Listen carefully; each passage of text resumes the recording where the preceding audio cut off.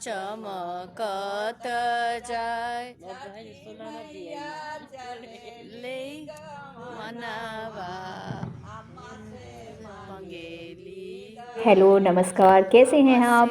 पूरी उम्मीद है कि आप बिल्कुल ठीक-ठाक होंगे और आज हम बात करेंगे उस महापर्व की, जिसे एक राज्य में सिमटा हुआ नहीं मान सकते। देश दुनिया में इसे बड़े हर्षोल्लास से मनाया जाता है और इसे छठ कहते हैं, 4 दिन का महापर्व। सबसे इंटरेस्टिंग पॉइंट या जो सबके दिलों के बेहद करीब है, वो है लोकगीतों की।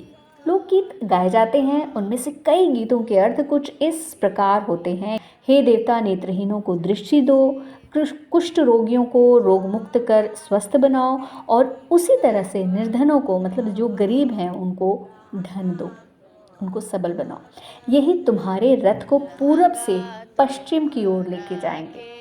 और करें तो इस गीत में अपने लिए नहीं, ऐसे कई गीत हैं जिसमें अपने लिए नहीं बल्कि समाज के पीड़ित और उपेक्षित लोगों के लिए नया जीवन मांगा जा रहा है। एक लोकगीत में तो मांग की गई है कि हे देवता, हमें 5 विद्वान पुत्र भी दो, और जो बहुत ही पॉपुलर है: गोड़े मोड़े तानीले चदरिया, पटना जाइब जरूर, साझे जे देबो अरगिया, भोरे मांगब जरूर।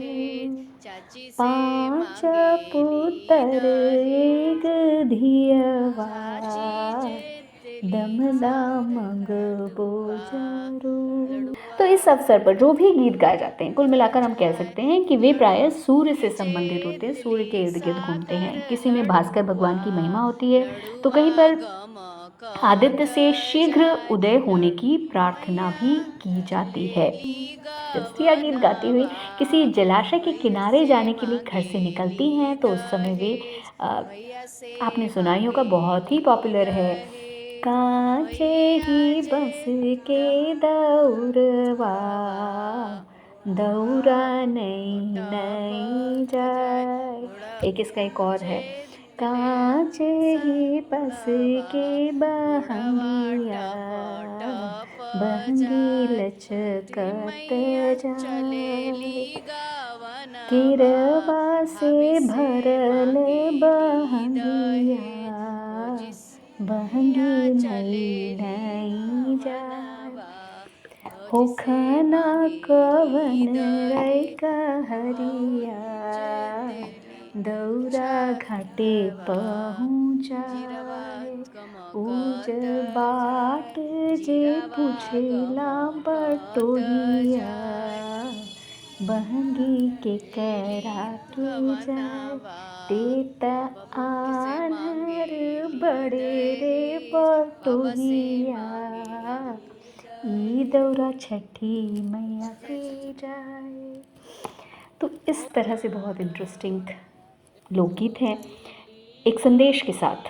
यूं ही नहीं, एक स्त्री, और ऐसा ही एक और भी गीत है जिसमें एक महिला, एक पत्नी कह रही है कि मैं अपने स्वामी को, मैं अपने पति को गिरवी रख कर भी छठी मैया को प्रसन्न करूंगी। 5 तरह के फलों का अर्घ दूंगी, 2-2 बांस की सुपली से छठी मैया को अर्घ दूंगी, जो कुछ यूँ है: कहेली कवन दे हम छठ करबो ना, अपन सामिया जी के हम बांधे रखबो ना, 5 कररिया मैया के हम अर्घ देबो ना, दोहरी कलशुपवे मैया के अर्घ देबो ना।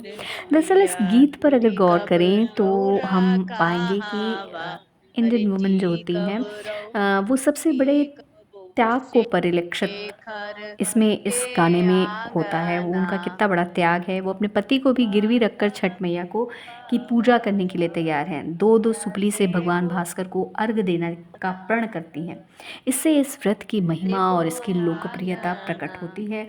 ऐसे तमाम गीत जब इस मौके पर महिलाएं गाती हैं, तो भक्ति की एक असीम धारा प्रवाहित होने लगती है। स्त्रियां जब ए छठी मैया को बार बार दोहराती हैं, उस समय मानो ऐसा लगता है जैसे हृदय भक्ति भावना से ओतप्रोत है और वे छठी मैया को गुहराने में ही लीन है।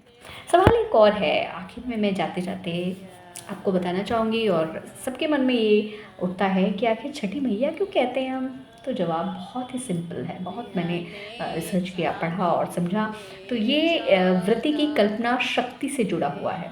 षष्ठी तिथि उच्चारण में थोड़ा तकलीफ दे था, तो षष्ठी को छठी बनाए, तो षष्ठी छठी बन गई और स्त्रीलिंग होने के कारण उन्हें सूर्य की जननी के रूप में स्वीकार कर लिया गया और षष्ठी तिथि छठी मैया बन गई। तो षष्ठी का दिवस पुल्लिंग होने के कारण छठ व्रत बन गया।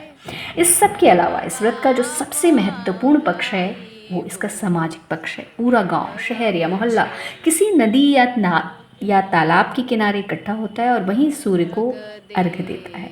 ये व्रत अलग अलग घरों में नहीं मनाया जाता। इस दिन व्यष्टि समष्टि मतलब इंडिविजुअलिटी और कम्युनिटी में विलीन होकर सामाजिक एकता का उद्घोष होता है और संपूर्ण बिहार, उससे लगे उत्तर प्रदेश के सीमा के कुछ ज़िलों जैसे पूर्वांचल कहते हैं में ये व्रत इतना महत्वपूर्ण है कि इस व्रत के दौरान बड़े छोटे, धनी गरीब और छूत अछूत तक का भेद मिट जाता है। व्रत का विधान इस ढंग से किया जाता है कि आचार्य और पुरोहित से लेकर कपड़े सीलने वाले दर्जी और टोकरे बनाने वाले डोम तक की मांग बढ़ जाती है।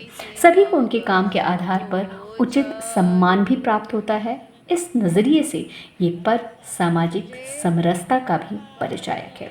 तो किरण के अड्डा में आज इतना ही। आप सभी को छठ पर्व की लख लख बधाइयाँ, ढेर सारी शुभकामनाएं। छठी मैया आपकी सभी जो भी इच्छाएं हैं उसको पूर्ण करें। Bye for now. तू कर बरा गरावा छठी माँ कर बोज